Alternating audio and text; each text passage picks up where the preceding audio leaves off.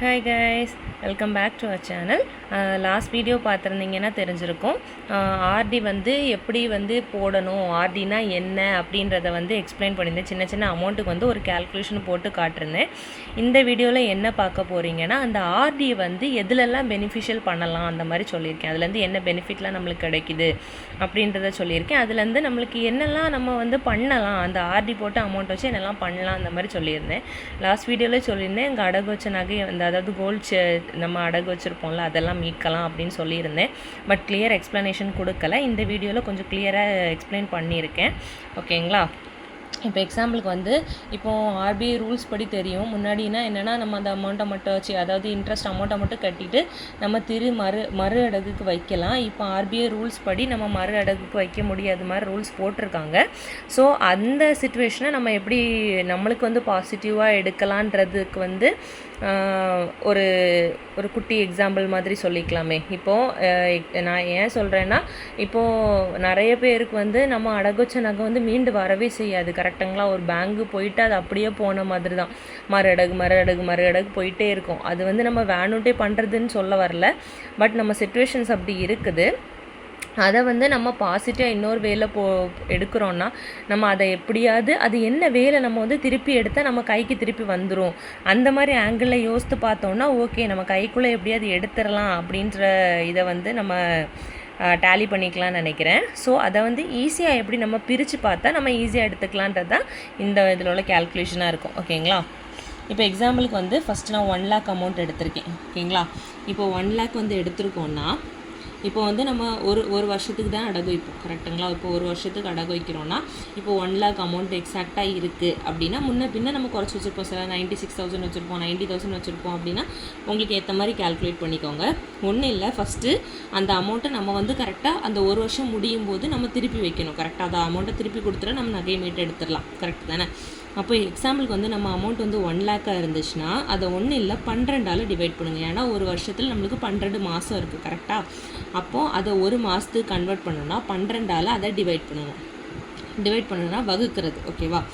அப்போது டிவைட் பண்ணும்போது நம்மளுக்கு என்ன அமௌண்ட் வருதுன்னா 8,333. ஓகேவா? அதை ரவுண்ட் ஆஃப் பண்ணி ஒரு 8,400 வச்சுக்கோங்க. ஓகேவா? இப்போ என்னால் மந்த்லி வந்து 8,400 ருபீஸ் எடுத்து வைக்க முடியாது அப்படின்னு சொல்கிறவங்களுக்கு, வீக்லி உங்களுக்கு வந்து இப்போ வந்து சின்ன வேலைக்கு போகிறவங்களுக்கு கூட டெய்லி வந்து 100,000 ருபீஸ் வரைக்கும் வேஜஸ் இருக்கிறவங்க இருக்க தான் செய்கிறாங்க. ஸோ அவங்களுக்கு வந்து இது ஒரு அமௌண்ட்டாக இருக்காது. ஓகேவா?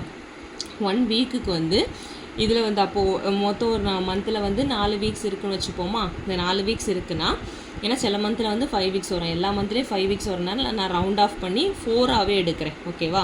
அந்த 8,400 ருபீஸை 4ஆல் டிவைட் பண்ணுங்கள். அப்போது வீக்லி வந்து நீங்கள் 2,100 ரூபா மட்டும் எடுத்து வச்சா போதும். ஓகேவா? அந்த 2,100 ரூபாவை வாரந்தோறும் எடுத்து வச்சுட்டு மாதந்தோறும் அந்த 8,400 ஆகும். கரெக்டாக?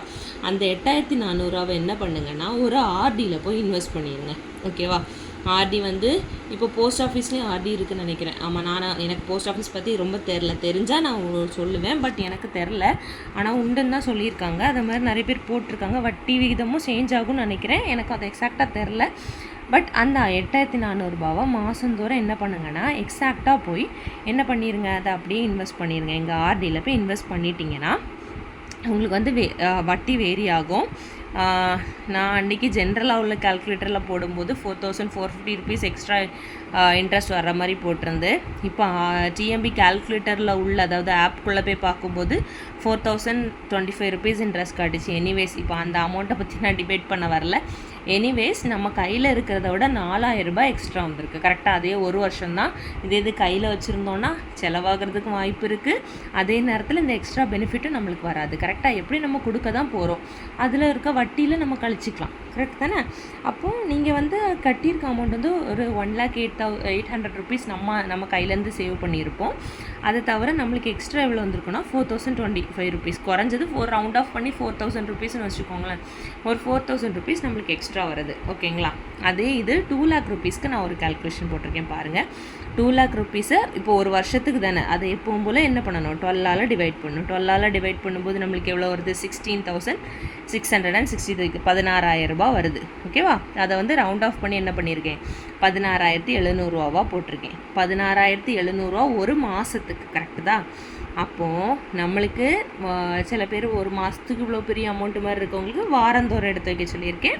வாரந்தோறும் வச்சு பார்த்தா 4,175 ஓகேவா, வாரந்தோறும். அப்போ நம்ம ஒவ்வொரு வாரமும் சனிக்கிழமையோ இல்லை ஞாயிற்றுக்கிழமையோ எவ்வளோ ரூபாய் எடுத்து வைக்கணும்? 4,175 கரெக்டாக எடுத்து வச்சோன்னா நம்ம மாதம் அந்த 16,700 வந்து அச்சீவ் பண்ணிடுவோம். ஓகேவா, அந்த 17,500 நம்ம மாதந்தோறும் எங்கே போடுறோம்? ஆர்டியில் கொண்டு போடுறோம். அந்த ஆர்டியில் போடும்போது நம்ம மொத்தமாக எவ்வளோ கட்டியிருப்போம்னா 2,04,000 கட்டியிருப்போம். அந்த 2,04,000 வந்து நம்மளுக்கு இருக்கும், கூட 8,000 இன்ட்ரெஸ்ட்டும் இருக்கும். அப்போ நம்மளுக்கு 2,08,000 பெனிஃபிஷியலாக இருக்கும் நம்மளுக்கு. ஓகேவா, இன்கேஸ் நம்மளுக்கு 2 லட்ச ரூபா தான் கட்டுறோம்னு வைங்களேன், அந்த 2 லட்ச ரூபா கட்டிட்டு போக 8,000 நம்மளுக்கு பேலன்ஸ் இருக்கும். இல்லை இன்ட்ரெஸ்ட் எனக்கு கட்ட வேண்டியது இருந்துச்சுன்னா நம்ம அதிலே கட்டிக்கலாம். ஓகேவா, அதை தவிர நான் கரெக்டாக 2 லட்ச ரூபா எடுத்திருக்கேன், எனக்கு அதை தவிர இன்ட்ரெஸ்ட் எக்ஸ்ட்ராலாம் வரும் அப்படின்னு நினச்சிங்கன்னா அப்போ நம்ம கால்குலேட் பண்ண முடியாது. இல்லாட்டி முதல்ல இன்ட்ரெஸ்ட் அமௌண்ட்டு இப்போ எவ்வளோ இன்ட்ரெஸ்ட் சொல்கிறாங்களோ அந்த இன்ட்ரெஸ்ட்டோட சேர்த்து எவ்வளோ வருமோ அதை ஃபஸ்ட்டு ஆர்டியில் போட்டுருங்க. இல்லாட்டி லாஸ்ட்டில் என்ன வரப்போகுது, கூடி போனால் ஒரு 4,000 5,000 எக்ஸ்ட்ரா வரப்போகுது. கரெக்டாக அந்த அமௌண்ட்டை கையில் வச்சுட்டு கட்டிக்கலாம். எனிவேஸ் நம்ம கோல்டு நம்ம கையில் வரணும், அது ஒன்று தான் உங்கள் இது கேல்குலேஷனாக இருக்கணும். ஓகேவா, அதே கேல்குலேஷன் நம்ம 50,000 ருபீஸ்க்கும் போட்டிருந்தேன். 50,000 ருபீஸ் போட்டோன்னா 1 மந்த்துக்கு எவ்வளோ வரும்? மொத்தத்திலே 4,167 தான். ஓகேவா, 4,167 ஒரு வாரத்துக்குன்னா எவ்வளோ ரூபா? வெறும் 1,000 ரூபா தான் வரும். ஓகேவா, ஒரு நாளத்து வேலை தான். ஒரு நாளத்து கூலியை மட்டும் நீங்கள் ஒதுக்கி வச்சிங்கன்னா கூட கண்டிப்பாக அந்த நகையை நீங்கள் மீட்டு கையில் எடுத்துடலாம். ஓகேவா, அப்புறம் நம்மளுக்கு என்னது ஒரு ரவுண்ட் ஆஃப் பண்ணி 4,200 எடுத்துக்கோங்களேன். நீங்கள் மொத்தம் ஒரு வருஷத்தில் 50,400 கட்டியிருப்பீங்க, கூட 2,000 உங்கள் கையில் இருந்திருக்கும். ஓகேவா, அப்போ நம்ம கண்டிப்பாக நம்ம அடகு வச்ச நகையை மீட்டுக்கலாம். இதே தியரி தான் நம்மளுக்கு எங்கள் ஸ்கூல் ஃபீஸோ என்ன ஃபீஸோ ஏதோ அது கூட இருக்கலாம், இல்லை வட்டி கடனாக இருக்கலாம். வட்டி கடன் நம்ம மாதம் தெண்டத்துக்கு வட்டி மட்டும் கொடுத்துட்ருப்போம்ல, அந்த மாதிரி சுச்சுவேஷன்ஸ் எல்லாம் இந்த ஆர்டி நம்மளுக்கு ஹெல்ப் பண்ணும். ஓகேங்களா, வேறு ஏதாவது டவுட்ஸ் இருந்துச்சுன்னா என்கிட்ட கேளுங்க, நான் உங்களுக்கு எக்ஸ்பிளைன் பண்ணுறேன். நெக்ஸ்ட் வீடியோ ப்ராபப்ளி வந்து எஃப்டியில் வரும். ஓகேங்களா, எஃப்டி பற்றி, எஃப்டினா என்ன, அதில் எப்படி பண்ணுறது அப்படின்றது வரும். ஓகேவா, பை கைஸ்.